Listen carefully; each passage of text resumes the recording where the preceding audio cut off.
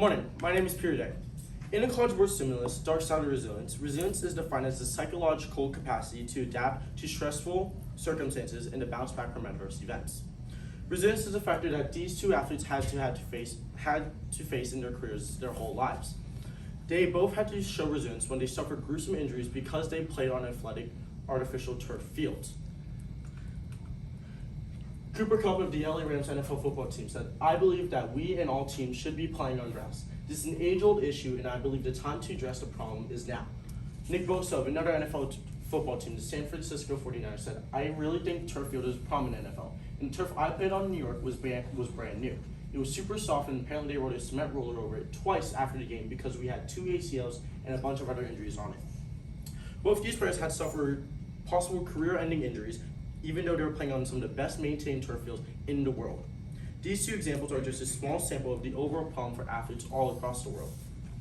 This leads to James D. Voss of Case Western Reserve University and UH Sports Medicine Institute, in which they found athletes were 58% more likely to be injured while playing on artificial athletic turf. With this information being said, the possibility for the amount of injuries to occur shall increase with the growth and use of athletic turf fields. In the United States alone, there are 11,000 athletic turf fields. In Europe, 21,000. In China, 55,000, with many more spread across the world. With this being said, with there being such an increase, it leads to my research question of, to what extent does the implementation of athletic turf fields affect the people and environment of the world?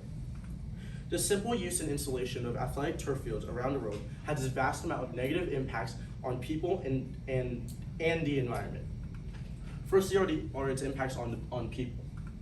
In this chart here, we can see that the overall surface temperature for athletic turf fields is much more higher in its average and high temperatures compared to temperatures of natural turf, which doesn't even come close. The average temperatures for artificial athletic turf fields are still 20 to 30 degrees more than the natural grass average and high temperatures. The results of these high temperatures have shown to lead to things such as shoes melting while playing on the surface. In other more extreme and more consequential cases, it can lead to more extreme turf burn as well as more extreme infections because there are chemicals inside these turf fields. Speaking of chemicals, the part of artificial athletic turf field that contains chemicals are the rubber pellets. The first thing that needs to be understood before going further in depth is that these rubber pellets that are used in artificial athletic turf are made out of used and recycled tires. They are then ground down into smaller pellets, and then they are poured into fields, and they act as the dirt to the grass, but for turf. These tires that rubber pellets have been created from contain many chemicals such as lead, mercury, and cadmium, which are all dangerous to humans. And so because of this, Archie Blair, a clinical research professor in radiation medicine at the Oregon Health and Science University, has stated crumbs have been implicated in causing cancer in adolescents and young adults who use the fields, particularly lymphoma. The health risks and detriments that athletes could face post-careers are life-altering. We cannot also forget that the young children who play on these surfaces and are exposed to these disease-causing chemicals, they will later grow up and have to be forced to deal with the problems that they may have never known about. This will be deadly if not handled or cautioned correctly. Next is the negative impacts on artificial turf fields on the environment. Here in this picture, we can see the rubber pellets out on sidewalks, roads, and in places that aren't the field itself. This may not seem like a big problem, except from the fact that the particles from the infill or rubber pellets, as well as the broken synthetic grass on turf, can contribute to microplastic pollution. Along with this is the possibility of these particles entering lakes, rivers, or natural ecosystems, which can affect the quality of drinking water that people have access to in that area. Animals and other biolife would also have access to it. Animals and other biolife would also be affected with chemicals entering their water sources as well as their own food, as they can mistake the rubber pellets for food and accidentally digest it. Another problem that occurs is that the rubber pellets themselves have to be replenished on the field due to them being lost to the environment, as well as the quality of the rubber pellets deteriorating themselves.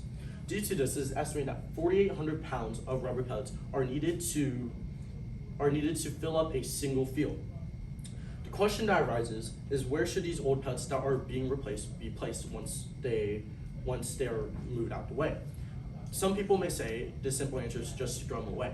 However, this cannot be the case because according to Patty Wood, Executive Director of Nonprofit Grassroots Environmental Education, she has stated this crumb rubber is a material that cannot be legally disposed of in landfills or ocean dumps because of its toxicity. The only way to truly combat all of these issues that arise from artificial turf fields is to get rid of them and end the use of them entirely. By using natural grass instead of artificial turf, the health risk and environmental impacts would be eliminated. There are two problems, however, standing in the way from this solution being complete. The first is that there are already a vast amount of artificial turf fields in use right now in the world, as previously stated. So removing them and replacing them would be a very costly and time-consuming process. The second problem is where would the rubber pellets and leftovers of the turf fields go once they're replaced and gone? In all, the continued use as well as implementation for more athletic turf field is astonishing the many problems that come with them. From the direct and instant increase in injury rates to long-term effects of cancer for athletes themselves, the usage of athletic turf fields serve no benefit.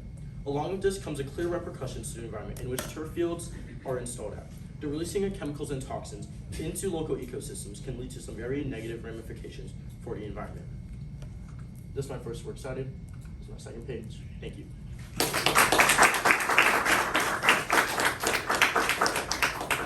All right, two questions for you. First one, how did your research question evolve as you worked through the whole research process, and did it go in a different direction than what you thought it was going to go in? Well, my research question actually started with a completely different topic. It started out with a completely different topic and talked more about the sports agency side of sports itself.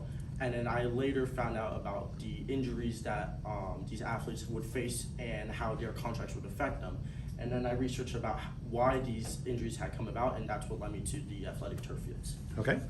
And explain the level of certainty you that you have about your solutions. The level of certainty I have,